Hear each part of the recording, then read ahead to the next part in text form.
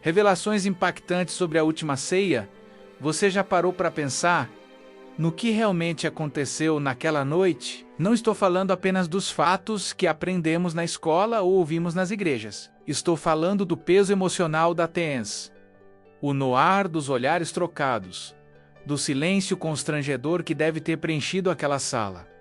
A última ceia não foi apenas uma refeição. Foi o momento em que tudo mudou para sempre. Imagine a cena comigo. Jerusalém estava agitada, cheia de peregrinos vindos de todos os cantos para celebrar a Páscoa judaica. As ruas estreitas ecoavam com vozes, risadas, o barulho dos mercadores vendendo cordeiros para o sacrifício. Era uma época de festa, de renovação, de esperança, mas naquela sala no andar superior de uma casa simples, 13 homens se reuniram para o que seria muito mais do que uma ceia pascal comum. Jesus sabia. Ele sempre soube, e isso torna tudo ainda mais comovente. Ele sabia que aquela seria a sua última refeição com os amigos que havia escolhido, com os homens que haviam deixado tudo para segui-lo. Ele sabia que em poucas horas estaria sofrendo de maneiras inimagináveis. E ainda assim, ele se sentou com eles, partiu o pão, serviu o vinho, lavou os pés deles. Deixe isso penetrar em você por um momento. Ele lavou os pés deles, num tempo em que lavar os pés era trabalho dos servos mais humildes.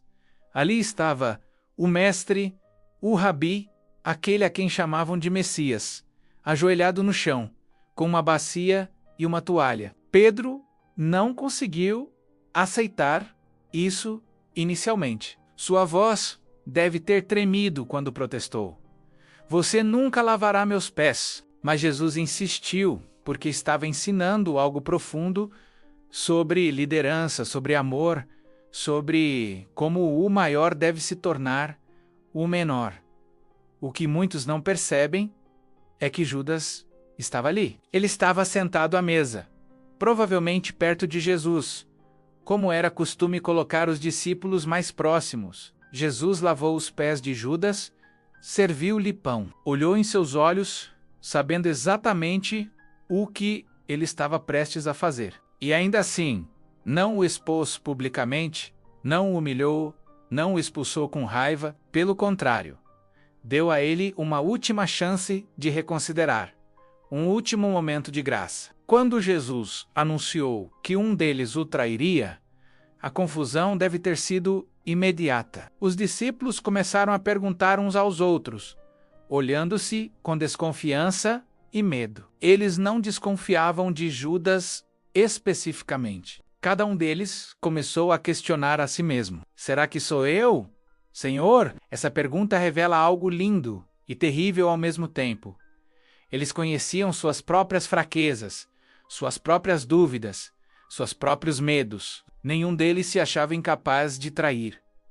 E não estavam errados, porque naquela mesma noite, Pedro, o impetuoso e leal Pedro, negaria Jesus 3 vezes. Os outros fugiriam apavorados. Apenas João teria coragem de ficar perto da cruz. A traição não veio apenas de Judas, veio de maneiras diferentes de todos eles. E talvez venha de nós também. Toda vez que escolhemos o conforto em vez da verdade, o silêncio em vez da coragem, a autopreservação em vez do amor. Mas voltemos àquela mesa. Jesus pegou o pão, um pão ázimo simples, sem fermento, como era a tradição na Páscoa. Ele o partiu com suas próprias mãos, e então disse algo que deve ter deixado todos paralisados. Isto é o meu corpo, que é dado por vós. Façam isto em memória de mim.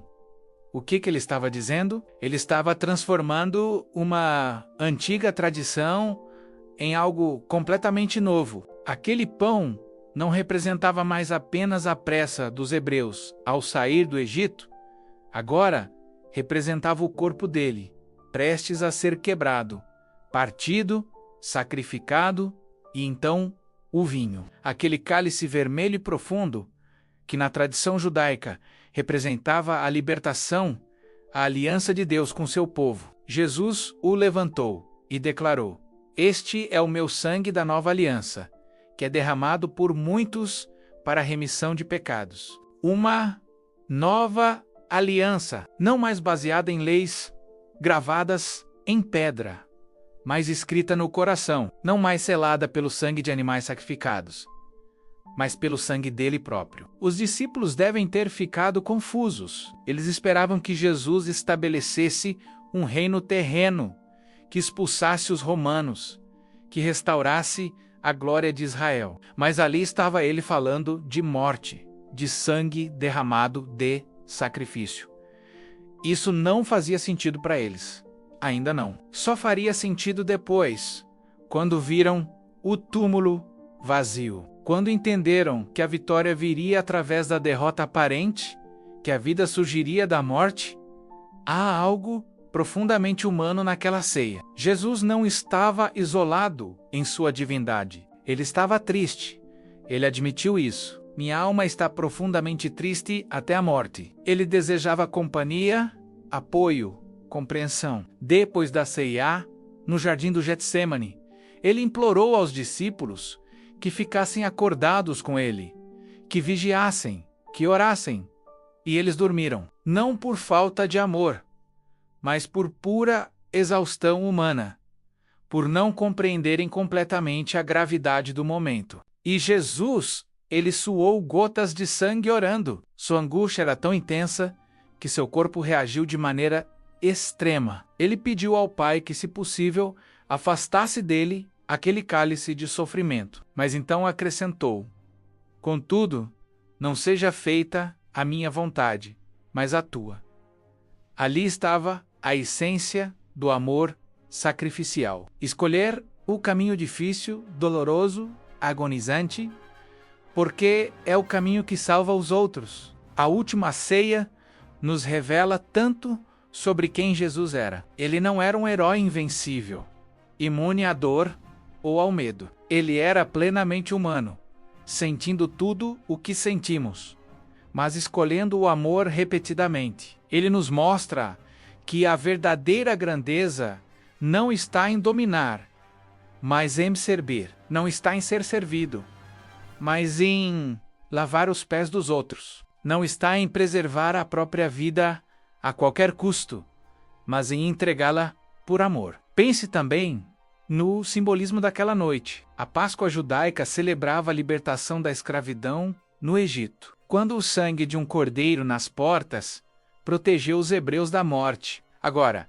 Jesus se apresentava como o cordeiro definitivo, cujo sangue libertaria não apenas um povo, mas toda a humanidade, não apenas da escravidão física, mas da escravidão ao pecado, à culpa, à morte espiritual. E aquela sala no andar superior era um espaço emprestado, preparado por alguém cujo nome nem sabemos. Mostra que as coisas mais importantes muitas vezes acontecem nos lugares mais simples, oferecidos por pessoas comuns que abrem suas portas e seus corações. Você não precisa de um templo grandioso para encontrar Deus. Ele se faz presente numa sala simples, numa mesa. A última ceia não foi apenas uma refeição. Foi uma revolução do amor. Pense nisto. Jesus, sabendo que seria traído e abandonado, não se escondeu. Em vez disso, ele reuniu seus amigos, partiu o pão e dividiu o vinho.